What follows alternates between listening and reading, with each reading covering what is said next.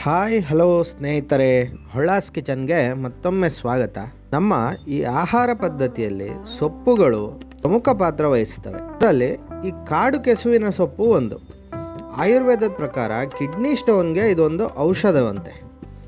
ಅದರಲ್ಲಿ vitamin C ಹೆಚ್ಚಾಗಿ ಕಂಡುಬರುತ್ತಂತೆ.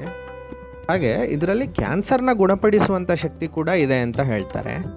ಇದರಲ್ಲಿ ಆ್ಯಂಟಿ ಆಕ್ಸಿಡೆಂಟ್ಗಳು ಹೆಚ್ಚಾಗಿರುವುದರಿಂದ ಇದು ಅನೇಕ ಆರೋಗ್ಯ ಲಾಭಗಳನ್ನು ಹೊಂದಿದೆ. ಇದು ಶೀತ ಕೆಮ್ಮು ಜ್ವರವನ್ನು ಗುಣಪಡಿಸುತ್ತೆ. ಅದೇ ರೀತಿ ಜೀರ್ಣಕ್ರಿಯೆಗೂ ತುಂಬ ಸಹಕಾರಿ ಆಗುತ್ತೆ. ಇದು ಈ ಕಾಡು ಕೆಸುವಿನಲ್ಲಿ ಬೋಳ್ಹುಳಿ ಮಾಡೋದನ್ನು ಇವತ್ತು ತೋರಿಸ್ಕೊಡ್ತೀನಿ. ಒಂದು ಕುಕ್ಕರಿಗೆ ತೊಗರಿಬೇಳೆ ಹಾಕಿ ಇದಕ್ಕೆ 1 ಸ್ಪೂನು ಅರಿಶಿನ ಹಾಕಿ ಇದನ್ನು ಬೇಯಿಸ್ಕೊಳ್ಳಿ.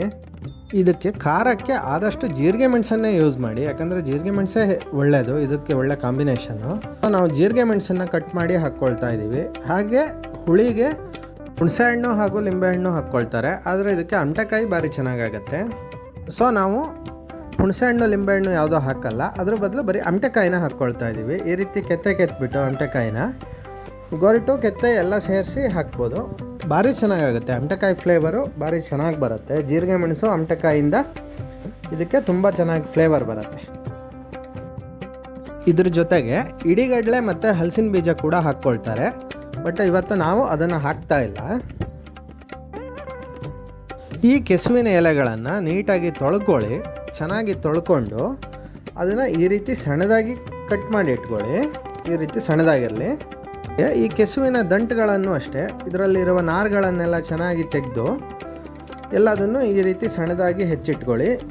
ಈ ದಂಟು ಹಾಕಬೇಕು. ದಂಟು ಹಾಕಿದರೆ ಈ ಸಾಂಬಾರು ಚೆನ್ನಾಗಿ ಬರುತ್ತೆ. ಇದು ಕೆಲವರು ಬರೀ ಸೊಪ್ಪು ಯೂಸ್ ಮಾಡ್ತಾರೆ, ಕೆಲವರು ಬರೀ ದಂಟು ಯೂಸ್ ಮಾಡ್ತಾರೆ, ಬಟ್ ಎರಡನ್ನೂ ಯೂಸ್ ಮಾಡಿ, ಚೆನ್ನಾಗಾಗತ್ತೆ.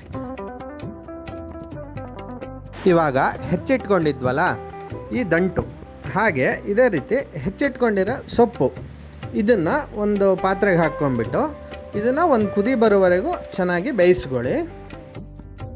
ಇದು ಒಂದು ಕುದಿ ಬೆಂದಾದಮೇಲೆ ಇದಕ್ಕೆ ಆವಾಗಲೇ ಹೆಚ್ಚಿಟ್ಕೊಂಡಿರೋ ಮೆಣಸಿನ್ಕಾಯಿ ಹಾಗೂ ಅಮಟೆಕಾಯಿನ ಹಾಕ್ಕೊಳ್ಳಿ.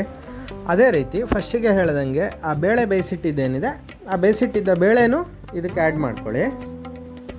ಇದಕ್ಕೆ ಉಪ್ಪು ಎಷ್ಟು ಬೇಕಾಗತ್ತೆ ಅಂತ ನೋಡ್ಕೊಂಬಿಟ್ಟು ಉಪ್ಪನ್ನು ಹಾಕ್ಕೊಳ್ಳಿ.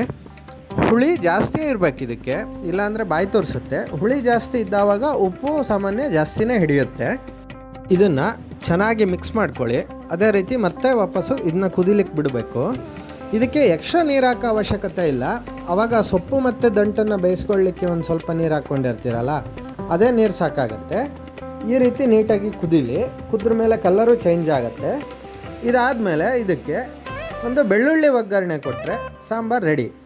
ಇದಕ್ಕೆ ನಾನು ಸ್ವಲ್ಪ ಖಾರ ಕಮ್ಮಿ ಆಯಿತು ಅಂದ್ಬಿಟ್ಟು ಎಕ್ಸ್ಟ್ರಾ ಮೆಣಸಿನ್ಕಾಯಿ ಹಾಕ್ಕೊಂಡಿದ್ದೀನಿ, ಹಾಗಾಗಿ ಕಲರ್ ಕಾಣ್ತಾ ಇದೆ. ಈ ಅಡುಗೆನ ಮಳೆಗಾಲದ ಸಮಯದಲ್ಲಿ ಮಾಡಿ ತಿನ್ನಲೇಬೇಕು ಎನ್ನುವ ರೂಢಿ ಹಿಂದಿನ ಕಾಲದಿಂದನೂ ನಮ್ಮ ಮಲೆನಾಡಲ್ಲಿದೆ. ನೀವು ಈ ಅಡುಗೆನ ಟ್ರೈ ಮಾಡಿ, ಹೇಗಿದೆ ಅಂಥೇಳಿ ಕಮೆಂಟ್ ಬಾಕ್ಸಲ್ಲಿ ಕಮೆಂಟ್ ಹಾಕೋದನ್ನು ಮರಿಬೇಡಿ. ಹಾಗೆ ನಿಮ್ಮ ಫ್ರೆಂಡ್ಸ್ ಹಾಗೂ ಫ್ಯಾಮಿಲಿಗೂ ಇದನ್ನು ಶೇರ್ ಮಾಡಿ.